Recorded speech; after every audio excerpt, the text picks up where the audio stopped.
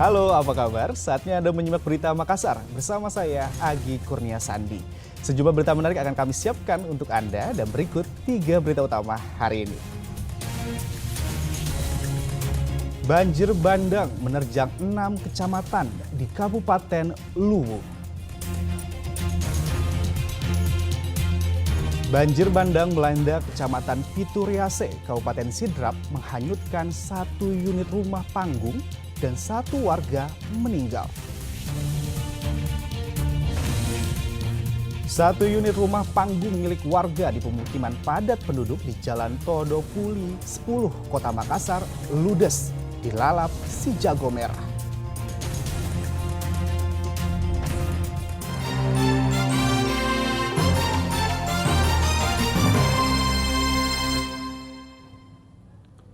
Banjir bandang menerjang 6 kecamatan di Kabupaten Luwu.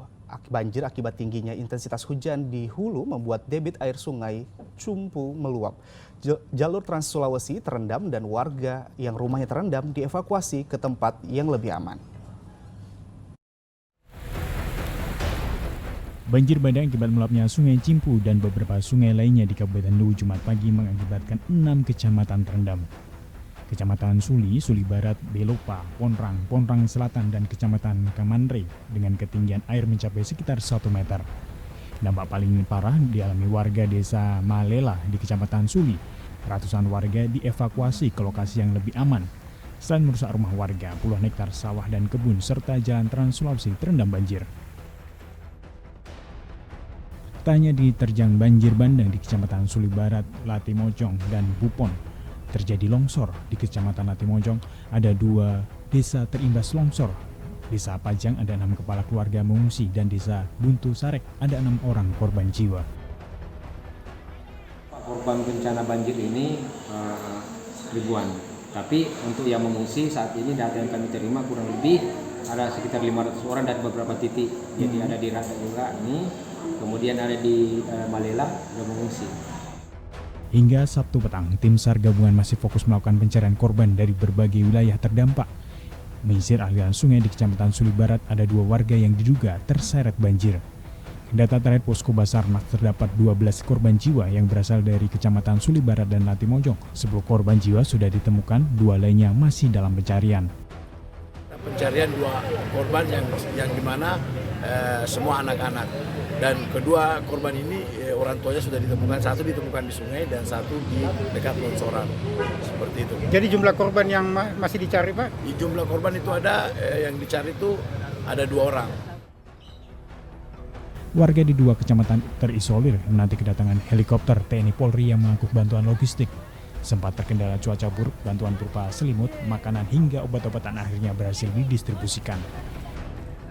Sudah menerbangkan makanan dan minuman, pakaian, selimut, dan obat-obatan dan lilin yang dibutuhkan masyarakat di Latimojong yang kami sebut terisolasi.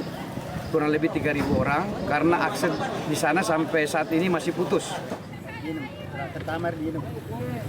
Yang lain-lain, Pak, apa yang masih? Makanan siap saji ya, Pak? Di sejumlah titik banjir telah surut, namun sisa kerusakan masih menghampar di permukiman warga. Jangankan beraktivitas, memenuhi kebutuhan makan pun sulit karena hampir seluruh peralatan dipenuhi lumpur tebal. Wahyu Dibaso melaporkan dari Kabupaten Luwu. Banjir bandang melanda Kecamatan Pituriase, Kabupaten Sidrap, menghanyutkan 1 unit rumah panggung dan 1 warga meninggal. Sebuah jembatan penghubung antar desa juga hanyut terbawa arus air.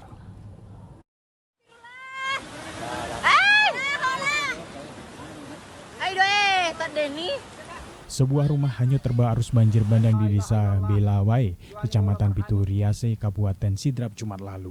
Rumah itu hanyut bersama pemiliknya dan korban ditemukan meninggal. Kepala Desa Badang Loang Alau mengatakan pemilik rumah itu terjebak di dalam saat rumah itu terbawa arus banjir. Pada hari ini, tadi ada laporan dari di atas di Pituriase bahwa ada orang terjebak banjir yang tidak bisa keluar dari ini dan diperkirakan dia sudah meninggal. Sementara tim SAR gabungan mengevakuasi sejumlah balita, wanita, dan lansia terdampak banjir bandang di Kecamatan 2 Pitue, Kabupaten Sidrap, Sabtu dini hari. Beberapa warga lain juga akan dievakuasi ke tempat kerabatnya yang aman dari lokasi banjir. Evakuasi yang pertama di Dusun Gelawai, ada kurang lebih 400 rumah yang terdampak di sana, dan ada 1 korban jiwa dan 2 luka-luka. Dan sekarang kami posisi di sini di 2 footway melaksanakan evakuasi. Tadi kami sudah melaksanakan evakuasi, ada 8 warga kita lakukan evakuasi, dan saat ini ada beberapa rumah lagi yang kita akan melaksanakan evakuasi. Akibat banjir, selain 1 rumah hanyut, sebuah jembatan penghubung antar desa juga hanyut terbawa arus air. Banjir di Kecamatan 2 Bitue berangsur-angsur surut seiring meredanya hujan yang mengguyur kecamatan itu. Suwardi Gatang melaporkan dari Kabupaten Sidrap. Hujan deras mengguyur wilayah Enrekang mengakibatkan sejumlah titik di Kabupaten Enrekang longsor. Longsor terparah terjadi di Jalan Trans Sulawesi di Kampung Pinang, Kecamatan Enrekang yang mengakibatkan jalan dari Enrekang Pinrang dan Enrekang Sidrap lumpuh total. Longsor terjadi di Jalan Trans Sulawesi, Kampung Pinang, Kecamatan Enrekang, Kabupaten Enrekang, Jumat pagi. Material longsor menutup Jalan Trans Sulawesi mengakibatkan jalur Enrekang Pinrang dan Enrekang Sidrap lumpuh total. Ratusan kendaraan dari arah Sidrap Enrekang dan sebaliknya Enrekang Sidrap sempat tertahan di sekitar lokasi kejadian. Dari jam 6 pagi sampai jam 3 ini belum Pak? Belum ada pergerakan sama sekali. Iya. Terus mau kemana Pak? Mau ke Enrekang. Ke Enrekang kota itu Pak ya? Bawa ikan itu? Ya, baik. Kira-kira enggak ada Pak? Selama menunggu apa yang kita bikin Pak ini? Tidur Pak, karena nggak ada dibikin juga. Hujan juga ya? Hujan juga, ini baru reda hujan. Baru jauh. Pemerintah Kabupaten Enrekang pun menerjunkan ratusan personel gabungan untuk membuka akses jalan yang terputus. Kalau titik longsor yang terjadi akibat curah hujan yang tinggi hari ini, mulai dari kemarin sampai dengan hari ini, yang pertama di sini.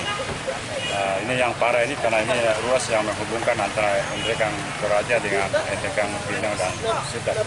Sehingga kita untuk pertama konsentrasi di sini, dan alhamdulillah ini sudah bisa dilewati kendaraan. 3 alat berat diturunkan untuk menyingkirkan material longsor menutupi badan Jalan Trans Sulawesi di Kampung Pinang, Kecamatan Enrekang. Ratusan personel gabungan Kodim 1419 Enrekang, Polres Enrekang, Brimob Zone B, Pare-Pare, Damkar, BPPD Enrekang, dan masyarakat diturunkan membersihkan lumpur dari longsor. Berfokus kepada pembersihan poros jalan utama yang merupakan fasilitas umum yang menghubungkan antara Enrekang dengan Toraja serta Enrekang dengan Pinrang dan Sidrap. Kita sudah memulai kegiatan ini dari pagi sampai dengan siang hari ini. Jadi sudah ada 2 titik yang sudah kita bersihkan, yaitu di sini di daerah Riso ataupun di daerah Pinang, kemudian juga di daerah Kulinjang. Petugas gabungan memberlakukan sistem buka tutup bagi kendaraan yang melintas di lokasi longsor. Suwardi Gatang melaporkan dari Kabupaten Enrekang. Sebanyak 11 penerbangan di Bandara Internasional Sultan Hasanuddin di Kabupaten Maros kembali terganggu pada Kamis lalu. Akibat ditutupnya Bandara Samratulangi, dampak dari abu vulkanik Gunung Ruang di Sulawesi Utara. Terdapat 11 penerbangan tujuan Makassar-Manado dan sebaliknya Manado-Makassar terpaksa dibatalkan sementara. Ke-11 penerbangan yang terganggu akibat erupsi ini masing-masing dari maskapai Garuda Indonesia, Lion Air, dan Citylink. Pengelola bandara menghimbau bagi seluruh penumpang yang terdampak bisa melakukan reschedule atau melakukan refund tiket pada maskapai masing-masing. Sementara pada Minggu pagi, Bandara Samratulangi mulai kembali beroperasi normal usai ditutup sementara. Akibat Gunung Ruang kembali erupsi pada tanggal 30 April 2024. Sejak 30 April sampai dengan 1 Mei 2024 terdapat 11 penerbangan Makassar ke Manado dan Manado ke Makassar yang dibatalkan. Seperti yang terjadi sebelumnya, penumpang dapat melakukan refund atau reschedule ke maskapainya masing-masing.